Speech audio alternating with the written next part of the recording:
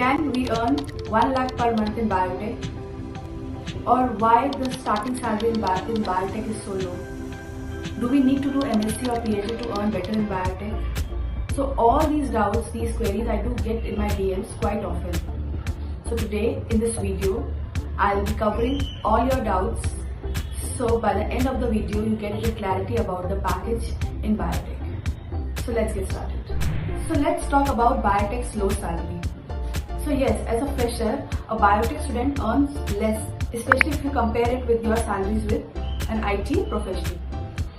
A MSc fresher, he or she earns around 15k, 25k per month, which is less.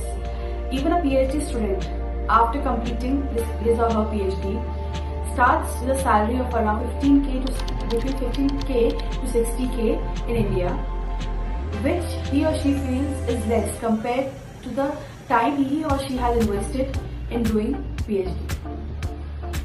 So the overall, if you see, the scenario is that yes, in biotech as a fresher, the salary package is less, especially if you compare it with IT. It's not that you cannot earn well in biotech. You need right skill set, and over the period of time, if you continuously upskill yourselves, over the period of time you will start earning well, and your package and position both will increase. But you will need to upskill yourselves based on the skills required in the market at that particular point in time. So biotech salaries are also city dependent. In metro cities, Bangalore, Hyderabad, Delhi, Gurgaon, then Pune, Mumbai, here you get a better Chennai, you get a better package because the cost of living is also higher, and there in these cities you mostly have MNCs also, and they pay you well.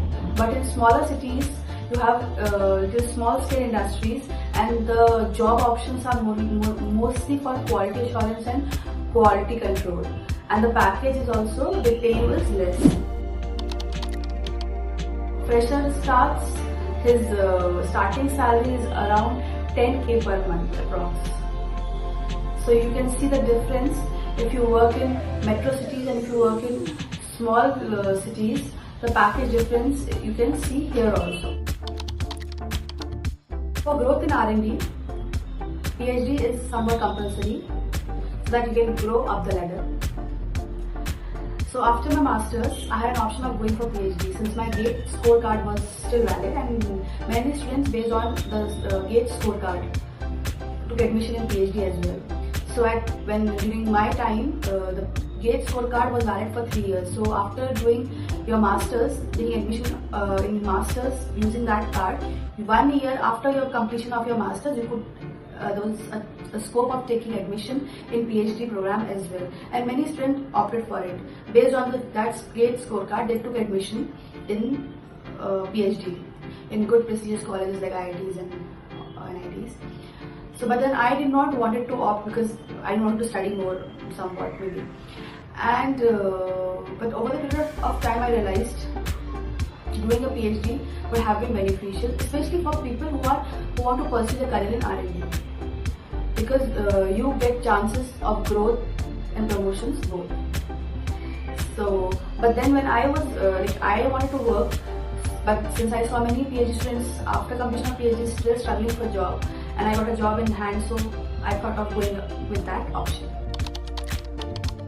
If you want to continue in wet lab or R&D immediately after your masters, after 5 years or around 5 years, you might reach a package of between 6 to 12 lakhs per annum, and the highest package depending upon how frequently you have changed your company.